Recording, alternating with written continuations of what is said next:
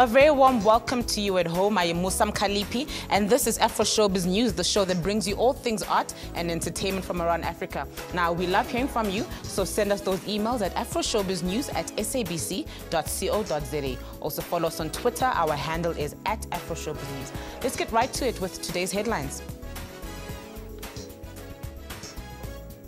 Award-winning Kenyan artist appointed Children's Rights Ambassador.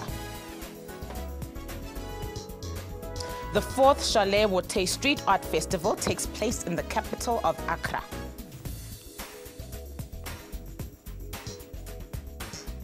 And the annual Arts Alive is launched this weekend.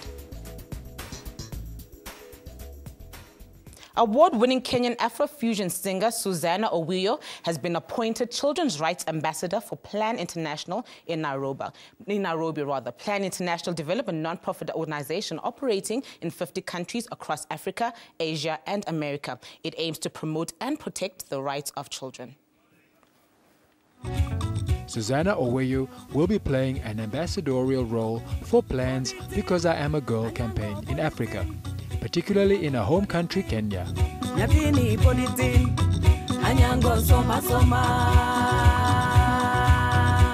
Plan is one of the world's largest child-centered community development organizations.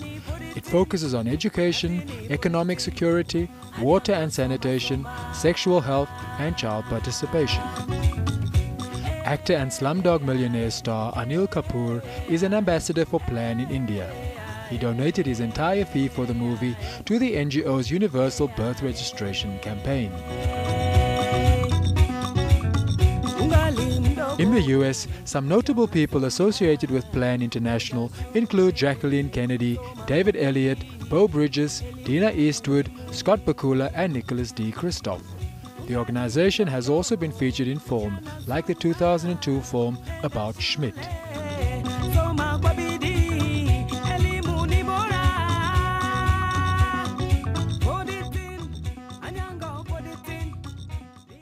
Kenyan model based in Canada, Evelyn Aboka, and winner of the prestigious Top Model Worldwide, has won yet another title. This comes after her outstanding performance at the African Fashion Week in Toronto.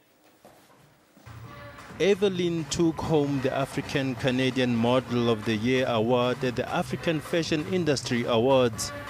She also backed the Model Award for her support to the models during the competition, a spirit that's never present in contestants competing for the same title in any competition. The awards recognize those who have significantly impacted the national and international fashion marketplace and have boosted the identity of African fashion industry abroad. The event has various categories including Designer of the Year, Media of the Year, Photographer of the Year, and many other categories. In a statement, Aboka said she was honored to receive the African Canadian Model of the Year award. She extended her gratitude to her Facebook page, thanking everyone who has been influential in her career. The Kisumu-bred model began modeling professionally in Kenya in 2005. She has won several awards, with the most recent being in April 2013, when she beat models from more than 47 countries to win the coveted Top Model Worldwide in London. Other awards include Miss International Woman 2006 and 2007, Miss Wakalishana Trust Kenya 2006, Mnet Face of Africa finalist 2008, and Miss World Kenya finalist 2009, among others. Aboka is also a journalist, actress, and a philanthropist.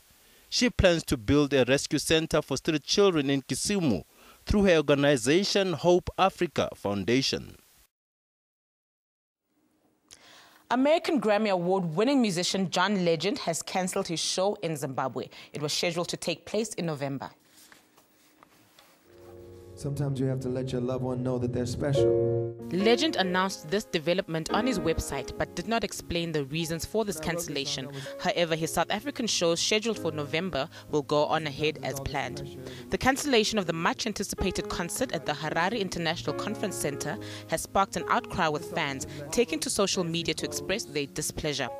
Most of the fans described the cancellation as a shocker, considering that the musician had opted to slot a new show in Durban even after the Harare show was almost sold out.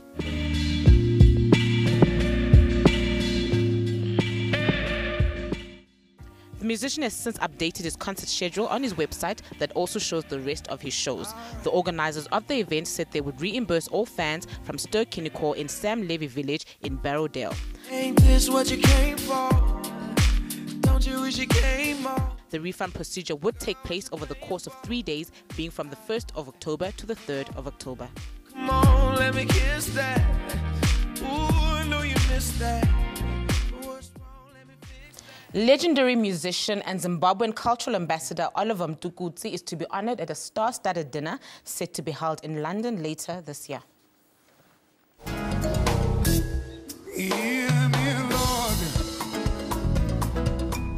The Duku Tribute Dinner will celebrate the colorful musical career of the country's most recognized and decorated artist. Oliver Mtukudzi is loved by fans across Africa and beyond, and he is known for his smooth voice and jazzy acoustic guitar.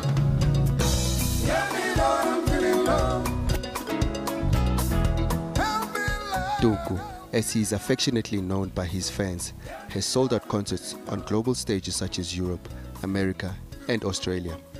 He is also the only artist to receive Italy's equivalence to the British knighthood, the prestigious Cavaliere of the Order of Merit. Invited VIP guests include friends of Duku, which are some of Africa's legendary musicians, including jazz legend Hugh Masekela, Ringo, Yvonne Chaka Chaka, the great Afrobeat and legend Fela Kuti's son Femi, among others. Duku holds the distinction of being the only artist to be honored as the country's cultural ambassador. He is also the only Zimbabwean to hold the honor of being a United Nations Global Ambassador. Over the years, he has set up the Bakarepaya Art Center in his hometown of Norton, which helps upcoming artists develop their artistic skills. A week after the dinner, Oliver will be back in his homeland to perform with fellow musicians from Zimbabwe.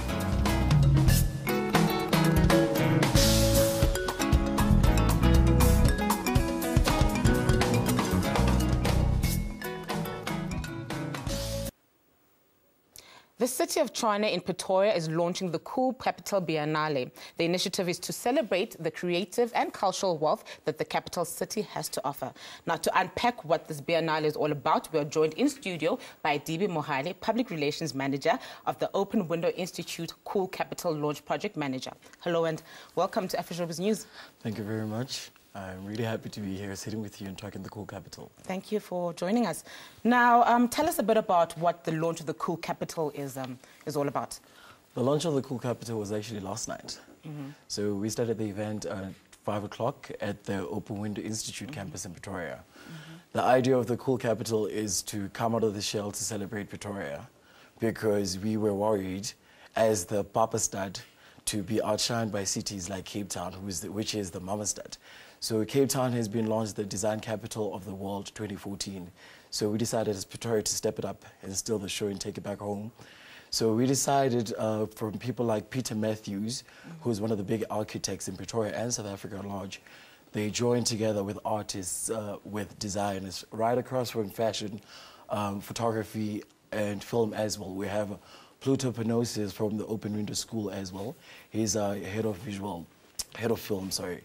So they came together to conceptualize bringing out the city, work together with different brands, including the city of Tshwane as well, as PPC Cement, to restructure our pavements, our benches, just to beautify the city and celebrate it, to make everyone acknowledge and appreciate the beauty of their own city and clean it up better, to live up to the standard that the city has to be. So Cool Capital pretty much launches Pretoria. We launched Pretoria as a cool capital of the world.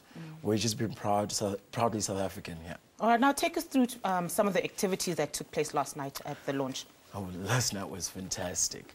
So we got a DJ play from 5 o'clock at the event. We had a sculpture garden where we had a lot of exhibitors that came through. We had about 80, if I'm not mistaken, works around our campus people are allowed to view, which is still open. The exhibition will be open at the Open Window Institute until the Cool Capital phase is actually over, because we launched yesterday. We ended on the 15th of November. And we will have a big party on the 16th after that. The venue hasn't been confirmed. So we went through with performances from Mo Africa, who's a poet from Mamelodi in Pretoria. We had an exhibition that addresses art in Pretoria that shows the city, Gauteng in general, from Soweto right across to Mamelodi in Pretoria, showing everything about the city. It's a beautiful exhibition that will be at the open window through the period of the Cool Capital as well. So we're trying to, this is the first time we actually do this, we want to do it for the next, again, 2 years' time. That's why we have it as a Binali. All right, now every you said, 2 years. Now you said, sorry to interrupt you, but you said that this will finish in November, right? Yes. So what will be taking place from now up until November? As it celebrates the whole city, we have a lot of institutions involved in this, from the Atibiri Museum, from the Pretoria State Theatre. There'll be a lot of shows happening. Everything is available on the website. There's about 115, if I'm not mistaken, events that will be hosted across the city. Everything is available on the Cool Capital website. That's www.coolcapital.co.za. And at the Open Window Institute, we'll have 22 events that we're responsible for. That's a lot about film, and, well, the launch has been done as well. So across the city, in Brooklyn, in Pretoria town, we'll be seeing a lot of fashion, a lot of architecture. The Tshwane University of Technology is also involved. The University of Pretoria is in it as well, so the city will be buzzing. Now, for the general public that want to get involved in the project, how can they go about in doing that? At the Cool Capital website, as well as with us at the Open Window, I'm the main contact that site. They could contact us directly to be involved with what they like to do. There are access charges to other events. Most events are actually free for the public because we would like to exhibit and celebrate art with our Pretoria citizens. So everybody could come through. We had volunteers yesterday at the event as well, from Pretoria Boys High School to Pretoria Girls to St. Mary's DSG. So there's a lot to performers from Mamelodi as well who'll be performing through the CT, showcasing their work and expressing their talent. All right. Well, thank you so much for joining us, but that is where we'll have to leave it. All right. Thank you very much. Thank you for coming. I hope to see you in Pretoria. All right. Sweet. Now, we'll go for a quick ad break, but do stay tuned for more.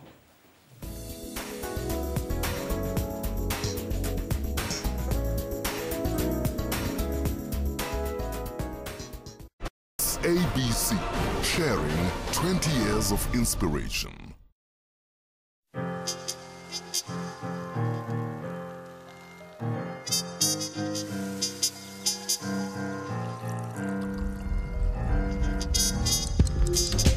It takes patience and the finest ingredients to craft a milk stout of superior quality that is made to be savored by the most refined palate. Castle Milk Stout. Savor the moment. SABC, sharing 20 years of inspiration.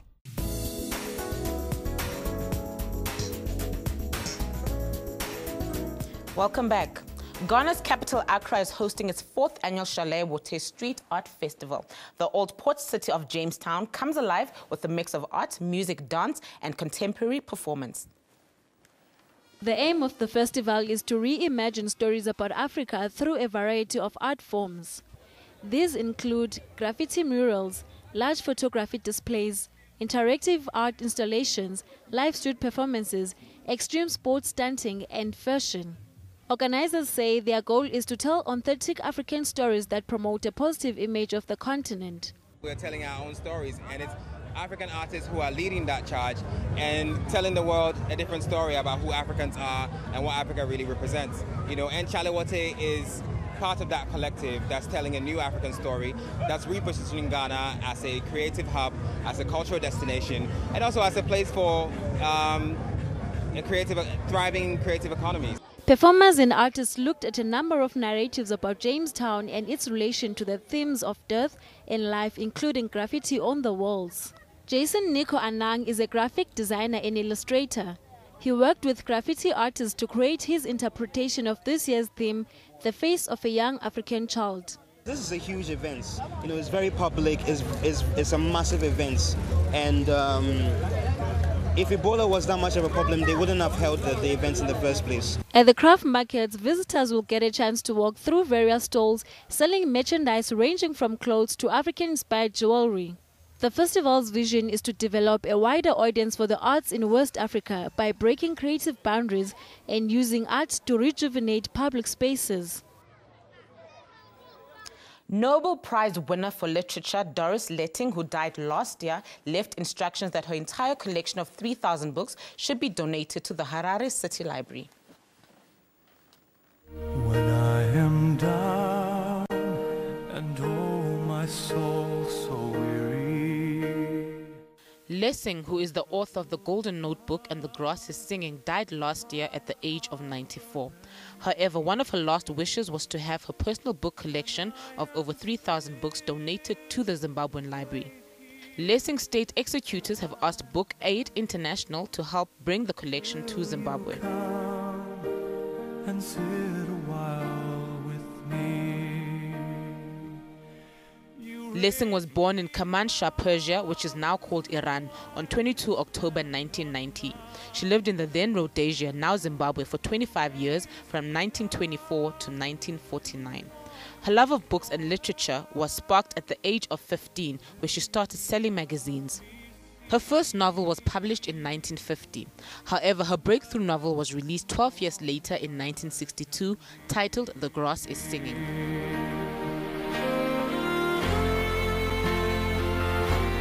In 2007, Lessing was awarded the Nobel Prize for Literature. She was 88 at the time, making her the oldest winner of the Literature Prize. She was also the only 11th woman to be awarded the Nobel Prize for Literature by the Swedish Academy in its 106-year history. Lessing's largest literary archive is held at the Harry Ransom Humanities Research Center at the University of Texas at Austin. 45 archival boxes of Lessing's materials at the Ransom Center contain nearly all her manuscripts and typescripts up to 1999.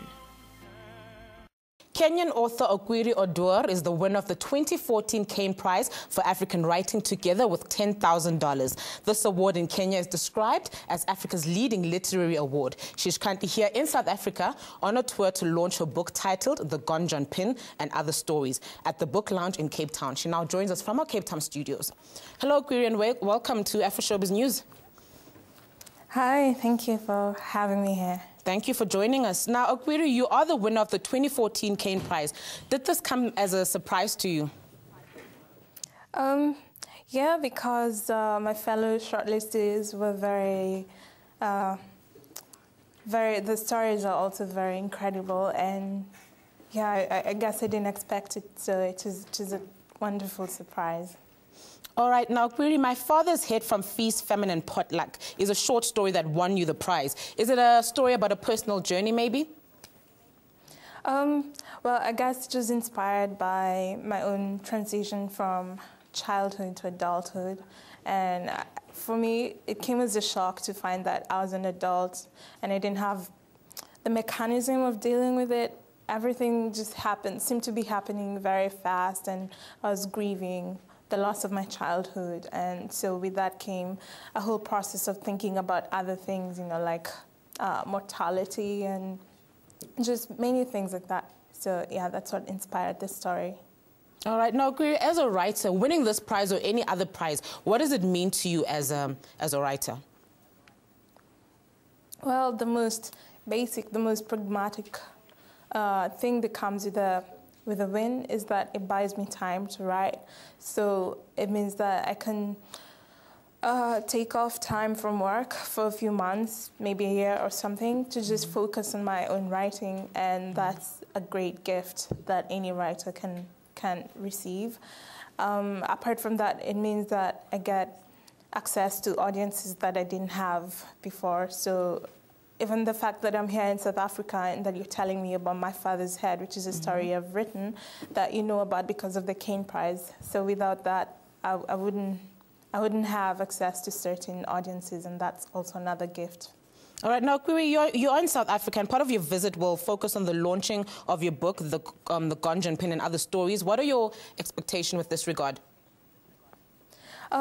Yeah, I should point out that it's not my book. My story is in it, but it's a collection of short stories from the 2014 Kane Prize circuit, which has the 5 shortlisted stories, including mine, and other stories from the Kane Prize workshop, which is held in Zimbabwe. Now, what do you think have been the highlights for you as a young author? The highlights. I would say, well, the Kane Prize sure takes the prize. I should say that. The fact that I've been able to travel a little, expand my own lens, so to speak, meet other artists from other countries. I've done residencies in other countries. Just earlier this year, I was at the MacDowell Colony in New Hampshire. And yeah, just the fact that I come and get to interact with art and artists from other spaces and other nations in a way makes my art, or rather it enriches my own process and my own art, and I'm very grateful for that. Now, speaking of other artists, who's your favorite author and why is that? I have a series of, I don't know if I should say, I don't have one favorite author. I have a couple of them.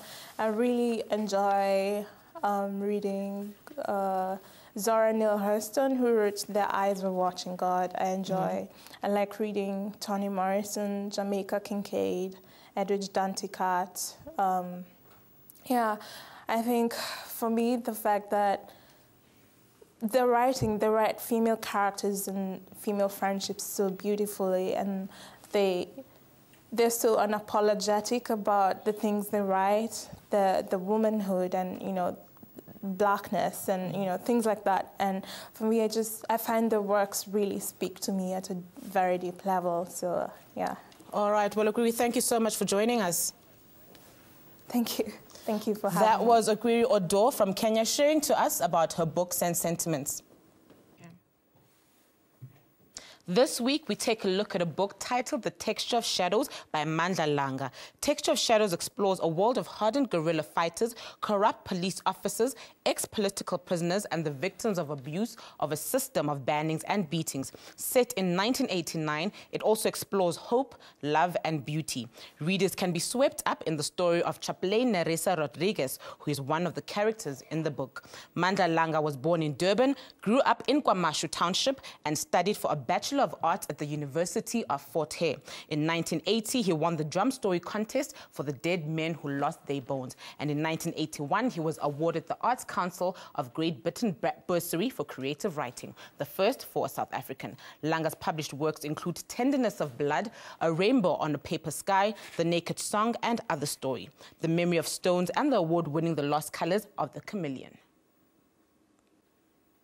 Film director Lord Richard Attenborough, who died in August 24 at the age of 90 after living in a nursing home in frail health, had a career in the film industry that spanned over 60 years. He was a huge supporter of South Africa's liberation movement. His film Cry Freedom was one of the most notable films and the first anti-apartheid film. Funeral details have not yet been confirmed. He leaves behind his wife, children, and grandchildren. Now, still on sad news, veteran actor playwright Boyke Mohlame died of a heart failure earlier this week at the age of 84. Mohlame was well known for his role as Marcus in the 1989 Afrikaans film En Pot Vol Winter. He was also one of the founding members of the Creators Workers Union. This year, the actor was honored together with other veteran actors on Human Rights Day at an event held at the Museum Africa in Johannesburg. He's survived by 3 children and 3 grandchildren.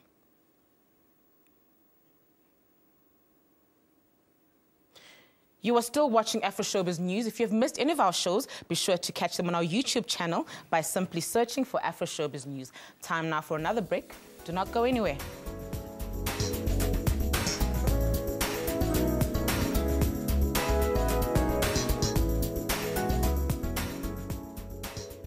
SABC, sharing 20 years of inspiration.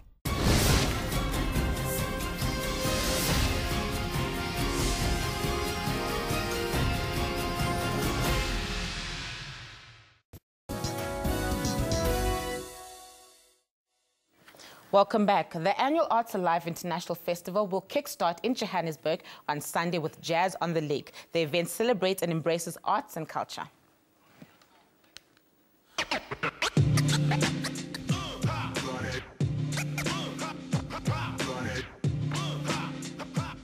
This festival takes place at a number of different venues in and around the city of Joburg.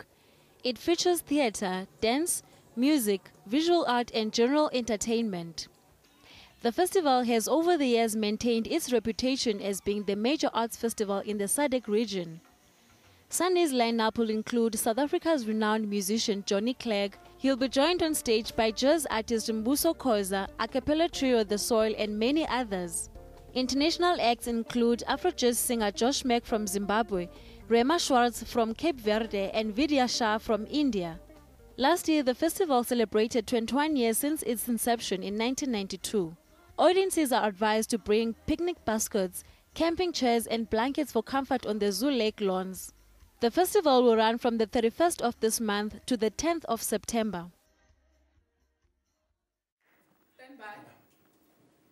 Charles Munhumumwe, son of the late musician Marshall Munhumumwe, is appealing to sponsors to assist him to take his father's music further.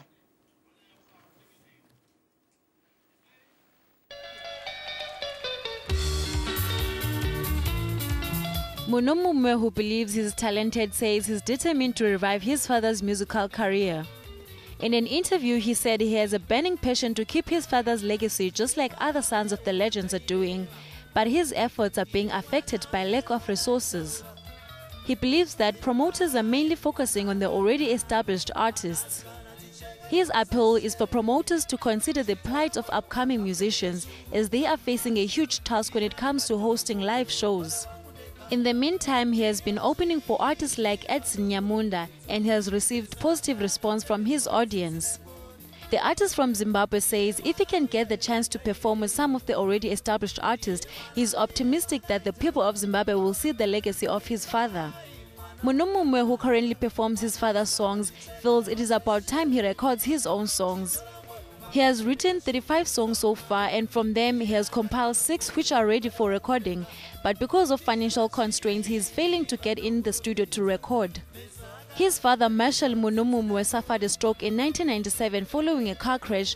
He died in 2001 at the age of 49. He was unable to continue to perform with the band and was replaced by Albert Ruizi.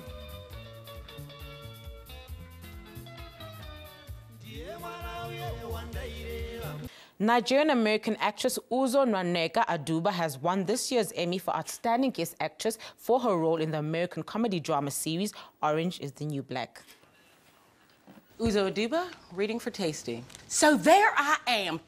Aduba, who was born to Nigerian parents in the USA, won the award a week before the 66th premiere of the Emmy Awards ceremony. She won the statue for Outstanding Guest Actress in a Comedy at the Creative Arts Emmys on the 26th of August. I'm real sorry for what I did. Please. The win was for her role in the comedy Orange is the New Black. Aduba plays Suzanne Crazy Eyes Warren in the Netflix hit. The award was for her portrayal in Season 1. However, next year, the actress won't be able to compete in this category since she was upgraded to series regular in Season 2. In an emotional speech, Aduba thanked her mother, who came from Nigeria, to make a better life for her and her family. She also thanked producers and others for the show. The series received 2 other awards for casting and picture editing at the awards. These were to honor technical and other achievements. Aduba was up against her fellow Orange is the New Black castmate, Laverne Cox. She was also among the presenters during the main Emmy Awards telecast last week. We have now come to the end of our show, but be sure to watch the repeats every Sunday at 2 a.m. and again at 1:30 p.m. From me and the rest of the Afroshowbiz news team, it's thank you and goodbye.